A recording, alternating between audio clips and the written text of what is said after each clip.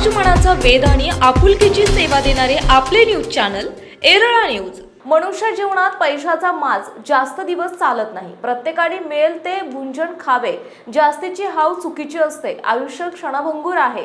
प्रत्येक जीवाला मृत्यू अटळ आहे, पण मृत्यूनंतर ताठमानाने जगण्यासाठी जीवनात चांगले कर्म करणे गरजेचे आहे, असे मत पाडळी येथील युवा कीर्तनकार संदीप गुरव यांनी व्यक्त केले।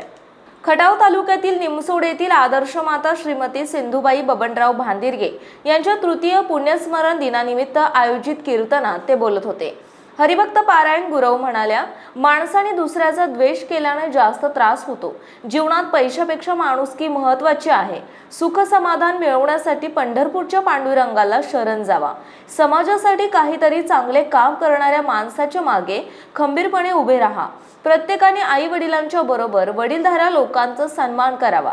सुनील भांदिरगे, उत्तम भांदिरगे, बालाजी भांदिरगे, रोहित भांदिरगे, सौरभ भांदिरगे यांनी स्वागत केले।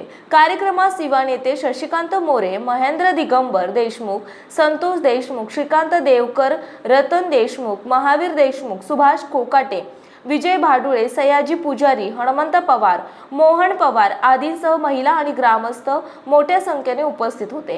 दरम्यान बाजार समितीचे माजी सभापती सीएम पाटील, संभाजी कदम, सुहास पिसाळ, महेश घारगे, नवनाथ पिसाळ यांनीही कार्यक्रमास भेट देऊन संयोजकांचे कौतुक केले।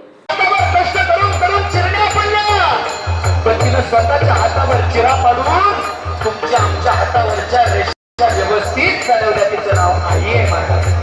किती कष्ट केलं, उन्हात अनाथ रामनी कधी होऊन पाहिलं नाही, पाहिला नाही। अरे कधी आईला आधार जाणवला नाही, किती कष्ट करत एखाद्या लेकराला प्रश्न केला, अरे तुझी आई कुणाप्रमाणे दिसते? आई कितीही कुरूप असू ती लेकरू उत्तर देत, महाराज माझी आई कशी आहे?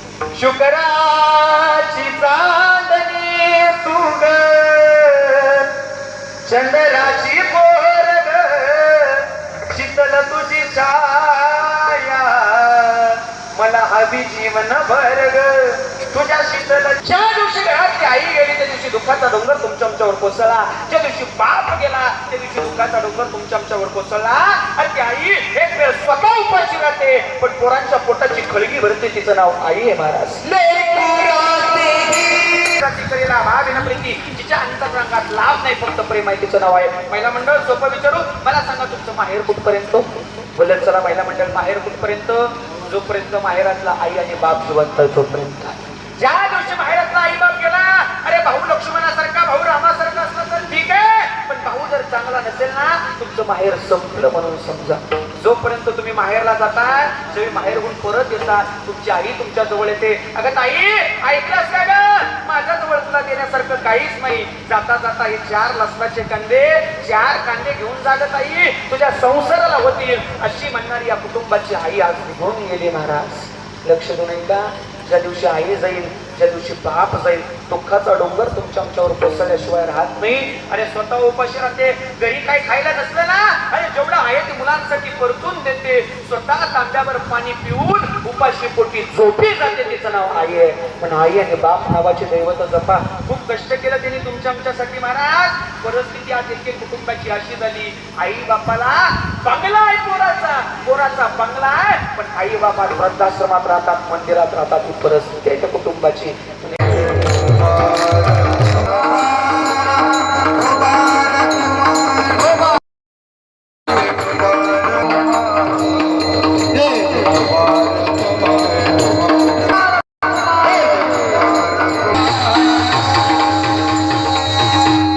सांगितले मग खाली करायला कोणी सांगितले? आपल्या देहावर आपल्याला वाटतं हे माझ आहे, माझ आहे, माझ आहे, पण हे कुणाचं आहे? दे सोपं सांगू, जो त्या पंढरपूरच्या मालकाला याला शरण जायची गरज, तो कोपरे म्हणतात देता देवविता नेता नेवविता येते, याची सत्ता काय? मग याची निमित्ताचा धनी केला असे प्राणी, तुका म्हणे म्हणून व्यर्थ गेला। हा निमित्ताचा धनी आहे, एक दिवस पडणार आहे, एक दिवस मरणार आहे, प्रत्येकाला जावं लागणार आहे। बाबा लक्ष देऊन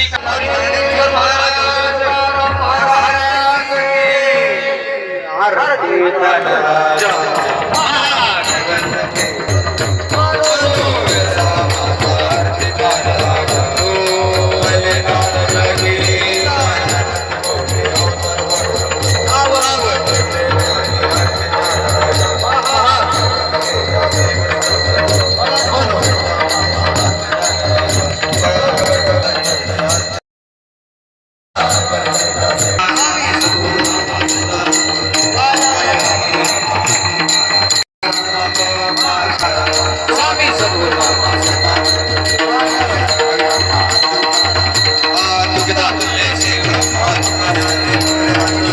चरणी स्वामी सद्गुरु धामा